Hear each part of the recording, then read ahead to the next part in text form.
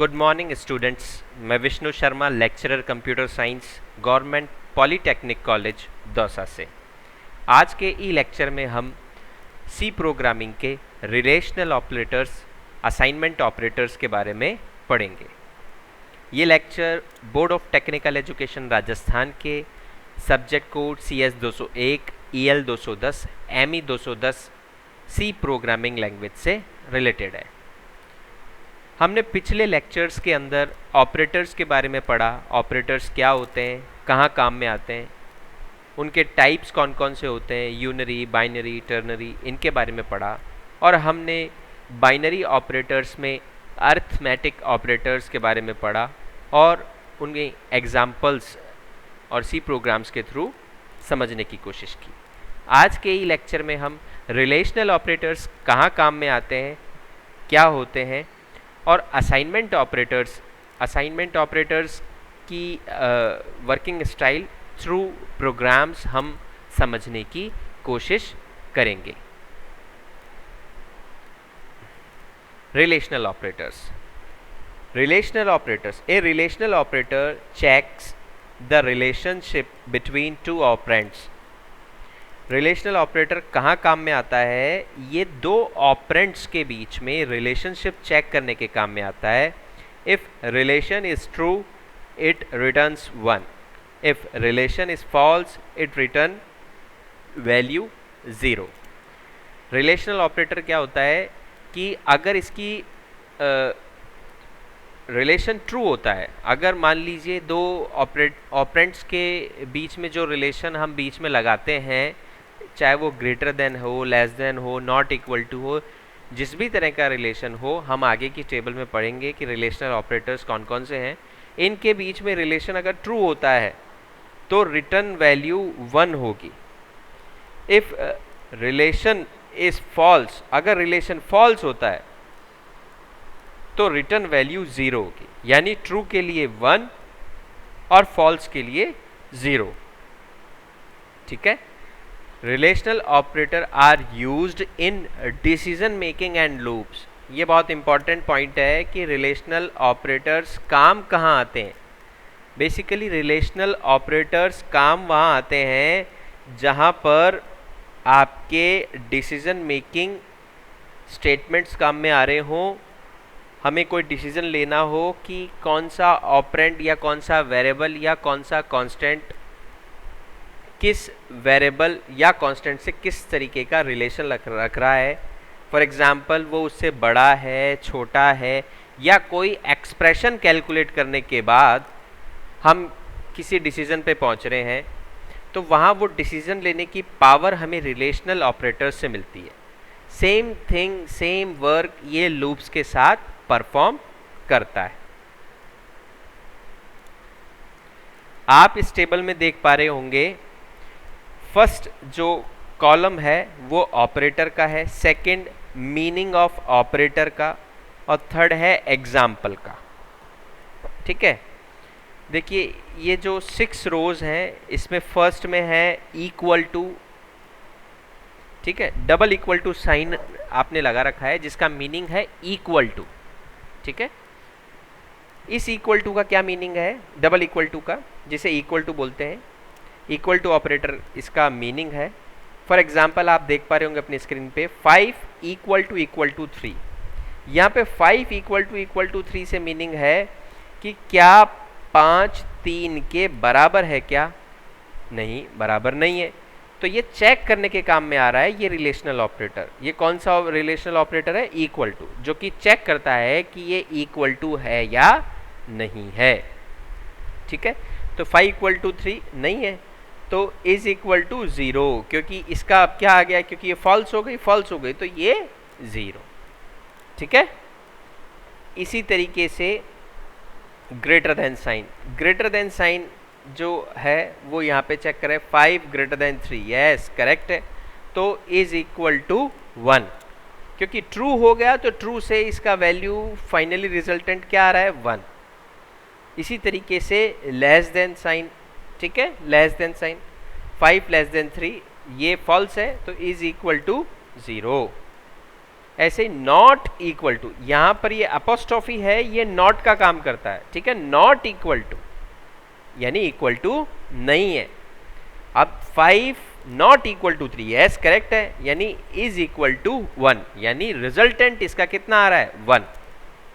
5 not equal to 3 condition true है, statement true है, यानी इसका रिजल्टेंट 1 है, ठीक है। Greater than and equal to, ठीक है, greater than and equal to के अंदर अब आप में आगे देखिए 5 greater than and equal to 3 condition क्या है, फॉल्स है, ट्रू है, ट्रू है। 5 यस, 5 3 से बड़ा है, बराबर नहीं है तो क्या हुआ, लेकिन बड़ा तो है, यानी कंडीशन ट्रू हो गई, तो ये क्या हो गया, इज इक्वल टू 1। इसी तरीके से less than and equal to, less than and equal to क्या बोल रहा है, यानी लेस देन और इक्वल टू, या तो लेस देन हो या तो इक्वल टू हो, ठीक है, लेस देन हो या तो इक्वल टू हो। जैसे 5 लेस देन इक्वल टू 3, अब 5 न तो 3 से छोटा है, न ही 5 3 के इक्वल टू है, तो ये क्या हो गया, इज इक्वल इवेल्युएट टू 0, ठीक है। ये किस तरह से ये इवेल्युएट हो गया, या इसका रिजल्टेंट जो आया 5 लेस देन इक्वल टू 3 का रिजल्टेंट कितना आया, 0 आया। समझ गए आप, यानी रिलेशनल ऑपरेटर्स के अंदर रिलेशन अगर ट्रू है तो उसका रिजल्टेंट 1 होगा, और रिलेशन अगर फॉल्स है तो रिजल्टेंट 0 होगा, ठीक है। अब हम बात कर रहे हैं असाइनमेंट्स ऑपरेटर की। हम अभी आगे के लेक्चर के अंदर इसके एग्जाम्पल को प्रोग्राम के थ्रू समझने की कोशिश करते हैं, ठीक है। रिलेशनल ऑपरेटर के एग्जाम्पल को हम प्रोग्राम के थ्रू देखिए। आप अपनी स्क्रीन पर देख पा रहे होंगे कि हमने एक सी प्रोग्राम लिखा जो कि रिलेशनल ऑपरेटर्स को, रिलेशंस को समझाने के लिए हमने लिखा है। तो यहाँ पर आप देख पा रहे होंगे सबसे पहले हमने डबल फॉरवर्ड स्लैश से क्या किया है, एक कमेंट लाइन लिखी है कि वर्किंग ऑफ रिलेशनल ऑपरेटर्स, ठीक है। ये हमने जो कमेंट लाइन लिखी है ये क्यों लिखी है, ताकि कोड की रीडेबिलिटी बढ़ सके, इसकी अंडरस्टैंडिंग थोड़ी आसान हो। इसके बाद हमने क्या किया, हमने हेडर फाइल्स लिखी है, ठीक है। प्री प्रोसेसर डायरेक्टिव्स को काम में लेते हुए हमने क्या किया, प्री प्रोसेसर डायरेक्टिव्स को काम में लेते हुए standard input output header file इसमें इंपोर्ट की, #include stdio.h। इसके बाद हमने इंट मेन, एक मेन फंक्शन ओपन किया है। देखिए यहाँ पर जो इंटीजर टाइप का फंक्शन हमें रिटर्न कर रहा है value, main function integer type की वैल्यू रिटर्न कर रहा है, तो आप यहाँ देख रहे होंगे लास्ट में हमने रिटर्न 0 किया है। ये रिटर्न 0 करने का मीनिंग ही ये है क्योंकि हमारा main function integer type value return कर रहा था, तो यहाँ पे हमने 0 रिटर्न कर दिया।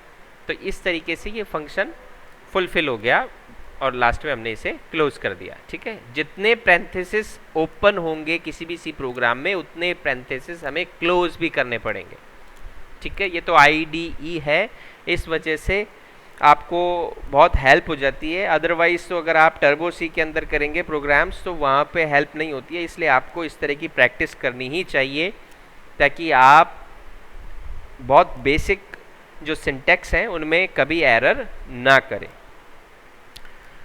तो आपने क्या किया, इसके बाद आपने एक डिक्लेरेशन सेक्शन में A, B और C वेरिएबल को डिक्लेयर किया। इसके बाद आपने क्या किया, printf फंक्शन काम में लेते हुए enter A, B and C values किया, ठीक है।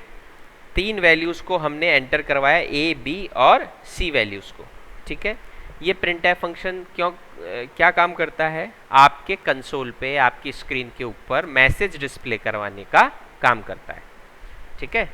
आपने मैसेज डिस्प्ले करवाया, फिर आपने क्या किया, scanf फंक्शन की हेल्प से A, B, C वेरिएबल्स की वैल्यूज़ इंसर्ट करवाई। अब आपने क्या किया, यहाँ पर हमने ऑपरेशंस लगा रहे हैं किसके, रिलेशनल ऑपरेटर्स के। प्रिंट एफ फंक्शन काम में लिया, modulus d is equal to modulus d is modulus d a b, यानी ए और बी इज इक्वल टू, मतलब ए इक्वल टू ऑपरेटर काम में लेते हुए बी, तब हमारा जो इसका रिजल्टेंट आ रहा है ए इक्वल टू बी का, तब वो क्या आएगा। ठीक है, ये हमने चेक करवाने के लिए ये लाइन लिखा। इसके बाद हमने किया ए इक्वल टू सी, और इसका रिजल्टेंट क्या आ रहा है, ए इक्वल टू सी का रिजल्टेंट, यह हमने मॉड्यूलस डी से उसको प्रिंट करवाने की कोशिश की। देखिए, हम सबसे पहले इसी को कंपाइल करते हैं और इसको रन कराते हैं। देखिए, हमने फर्स्ट टू की बात कर रहे हैं, हम फर्स्ट टू लाइन, आप ज़्यादा आगे ध्यान नहीं दिए। ए की वैल्यू मैंने 1 दिया, बी की 2 और सी की 3। तब फर्स्ट टू जो प्रिंट है आप वो देखिए, ए इक्वल टू 2 इज 0। ठीक है, क्योंकि क्या है, इनका रिलेशन करेक्ट नहीं रहा, फॉल्स हो गया। ए इक्वल टू 2 नहीं है तो इनका रिलेशन फॉल्स होते ही इसका रिजल्टेंट कितना आया, 0। और ऐसे ही ए और सी के अंदर रिलेशन हमने चेक किया, A equal to C is equal to 0। ठीक है, ये रिलेशन भी फॉल्स होने की वजह से इसका रिजल्टेंट 0 आया। अब इसी तरीके से आप यहां देख सकते हैं आगे, ए और बी के अंदर हमने एक रिलेशन चेक किया, ए ग्रेटर देन बी का। ठीक है, ए ग्रेटर देन बी का रिलेशन चेक किया, और नेक्स्ट लाइन पे हमने ए ग्रेटर देन सी का रिलेशन चेक किया। ठीक है, वैल्यूज हमने क्या ले रखी थी, 1, 2 एंड 3, ए की 1, बी की 2 और सी की 3। तो A greater than B, relation false, resultant 0। A greater than C, relation false और रिजल्टेंट 0। ठीक है, इसी तरीके से आप लेस देन का भी चेक कर सकते हैं। अब लेस देन वाले में आप देखेंगे one less than 2, yes correct, relation correct होते ही इसका रिजल्टेंट 1। यहां भी 1 लेस देन 3, रिलेशन करेक्ट होते ही रिजल्टेंट 1। ठीक है, ये देखिए not equal to sign, next line में हम नॉट इक्वल टू चेक कर रहे हैं, 1 not equal to 2, yes correct, तो रिजल्टेंट 1। ठीक है, ये देखिए यहां पर। इसी तरीके से ए नॉट इक्वल टू सी भी चेक करेंगे हम, तो इसका भी रिजल्टेंट क्या आ रहा है, 1।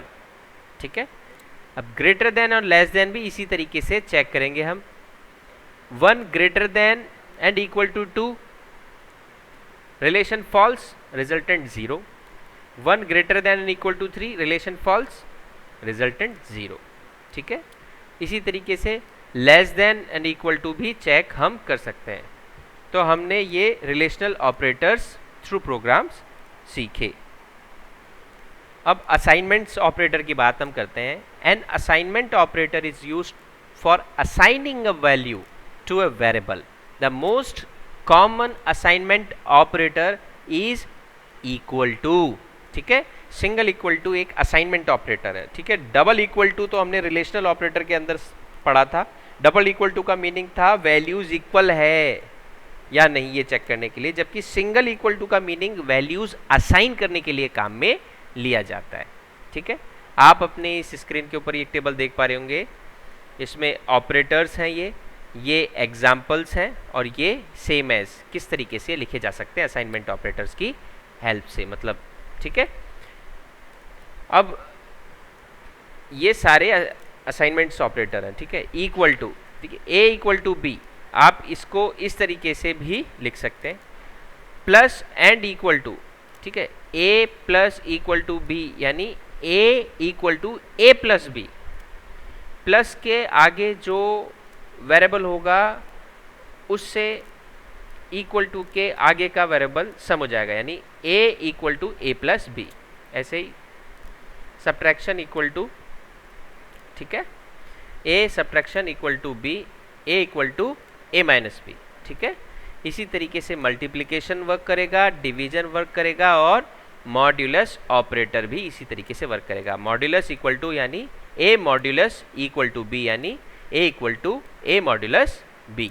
इसी को हम प्रोग्राम की हेल्प से समझने की कोशिश करते हैं। वर्किंग ऑफ असाइनमेंट ऑपरेटर्स के लिए हमने एक प्रोग्राम बना रखा है, आप देख रहे होंगे, ठीक है। हमने उसके बाद हेडर फाइल से शुरुआत की, मेन फंक्शन लिखा, हमने डिक्लेरेशन सेक्शन में इक्वल टू 5 और सी वेरिएबल लिया, सी इक्वल टू ए कर दिया, यानी अब इस शुरुआत में इसकी वैल्यू कितनी है सी की, देखो असाइनमेंट यहीं से शुरू हो चुकी है असाइनमेंट ऑपरेटर्स की। ए सी इक्वल टू ए, यानी ए की वैल्यू सी के अंदर कॉपी हो चुकी है, ठीक है। ए की वैल्यू 5 थी, यानी सी की कितनी हो गई 5, सी इज 5। हमने सी को प्रिंट करवा के देख लिया, तो सी 5 आना चाहिए, लास्ट में हम प्रिंट करवा के देखेंगे रन करवाते टाइम। नेक्स्ट लाइन में C plus equal to A, यानी C equal to C plus ए, ठीक है। सी की वैल्यू कितनी थी 5, ए की 5, यानी अब सी कितना होना चाहिए 10, अब सी कितना हो गया 10, ठीक है। प्रिंट करवा के देखेंगे हम जब इसको फाइनली रन कराएंगे। सी माइनस इक्वल टू ए, यानी C equal to C minus ए, सी 10 है, ए 5 है, यानी अब सी कितना हो गया 5। हम प्रिंट करवा के देखेंगे लास्ट में। C multiply equal to A, यानी C equal to C multiply ए, सी 5 था, 5 मल्टीप्लाई बाय 5 यानी 25, सी 25 प्रिंट करवा के हम देखेंगे। C divide equals to A, यानी C equal to C divide by A, ठीक है। अब 25 था सी, तो 25 डिवाइड बाई 5 यानी 5 आना चाहिए, ठीक है, यानी सी वापस से 5 आ गया। इसी तरीके से हमने मॉड्यूलस ऑपरेटर भी चेक किया। अब इसे हम रन करवा के देखते हैं।